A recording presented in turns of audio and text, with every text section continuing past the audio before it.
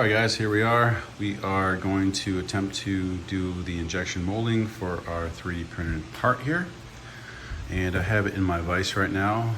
I've got my machine ready to flip on here. And I got a bag of TPU, which is like a rubbery type material.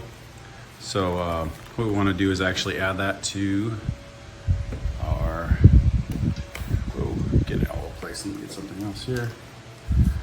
We're going to add a bunch inside of our nozzle here, and then we'll flip on the machine. So let me go ahead and do that. All right, I added a bunch of pellets in the nozzle here, or in the cylinder, and I'm going to turn on the machine.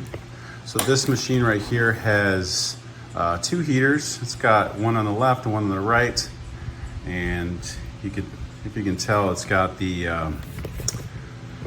readout right there. So I'm trying to get it to about 350 degrees. That's Fahrenheit, and right now they're just kind of heating up right now.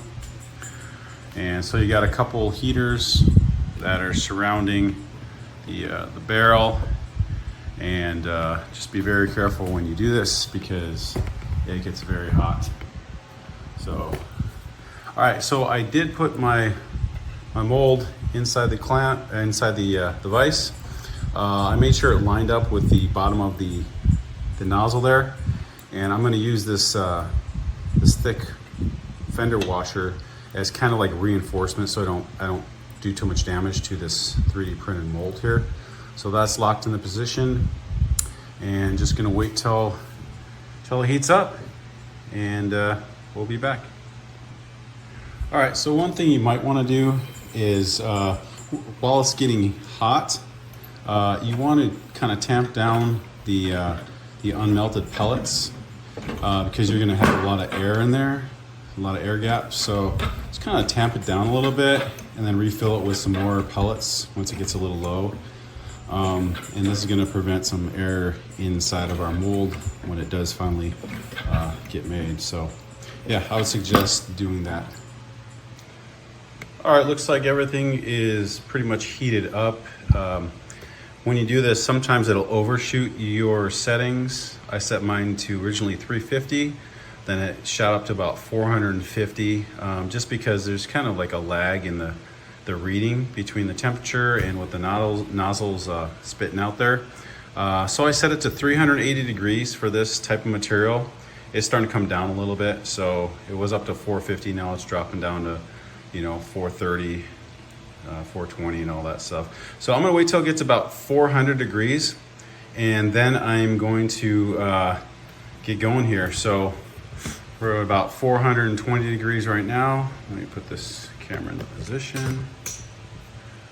All right, cool. All right, so it's about there. What I'm gonna do is just do a quick press just to kind of push out some cool down material at the very bottom. Let's go ahead and put it on top. I'm gonna move this press out of the way. Gently lift this up, put it on our mold, set it right on our washer, and I'm gonna press it down until it kind of stops there. Hold it for a bit. I'm gonna lift this off. Let's go ahead and lift off our nozzle and see what we got here. So I'm gonna go ahead and take this off. Be very careful, it's very hot. Let's release it. So it looks like it pressed into there. You can see a little bit of the rubber piece pressed in there. And there's our part. So you can tell it's got the indentation, the impression of the top part that we made. So I'm gonna press out this bottom piece right here, and that's gonna hopefully push it out correctly. There it goes, pushes it up, and there it is. So I'm gonna hold this up, let it cool off a little bit. I don't want to distort it too much. So if you can tell, it does have some flashing at the bottom.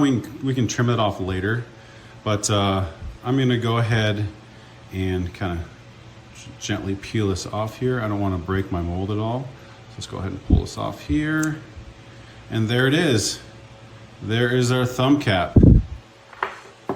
Pretty cool. And again, you can just take a razor blade or something like that, cut this off. And yeah, that should work out pretty good. So let's go ahead and make another one. I'm gonna go ahead and put this back together and put this back into my clamp. And what I did was actually mark the mold and the vise together so I know where to line it up. So it's in the right spot. Put that back on there. Be very careful and put this back onto our part there. You know, I'm gonna do another purge at the very bottom of it. Kind of purge out the cooler material. Get that out of the way. All right, cool. So let's go ahead and lift this up, put it onto our mold. And I'm going to press another one out. And I'm holding the base, pressing it in. Wait till it stops and just hold it for a few seconds. Just to wait till it sets. All right, cool. Lift this out of there. Lift this off here. Be very careful, don't burn yourself. And again, this is going to be very hot, so be very careful. If you can wear gloves, wear gloves. I'm just being silly. It is very hot, so be very careful. I'm gonna release it. And the longer you let it cool, the better, because if it's still kind of melting or melted, it's gonna deform right when you take it out of your mold. So you wanna let it kind of cool off a little bit. If you got a fan, I'd recommend putting a fan on there and let it cool off naturally. Just gently press this out of here. Boom. All right, cool. We got another one. And again, I'm just gonna kind of let it cool off just a little bit. And let me go ahead and pull this across, and boom, there it is. So here we are. We got a couple of them for you. It's actually a really fun project if you can do it.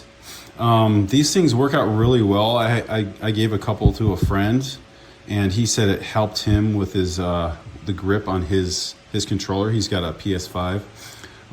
So yeah, just be very careful when you try this out, or if you try it out. Wear gloves, wear safety glasses. Make sure you do not leave this by itself. Always be around. This can be very dangerous. Catch fire, burn yourself, burn somebody else. So I'm not responsible for that. Just be very careful, and that's kind of how you do it. So anyway, hope you guys have a good time, and we'll see you next time.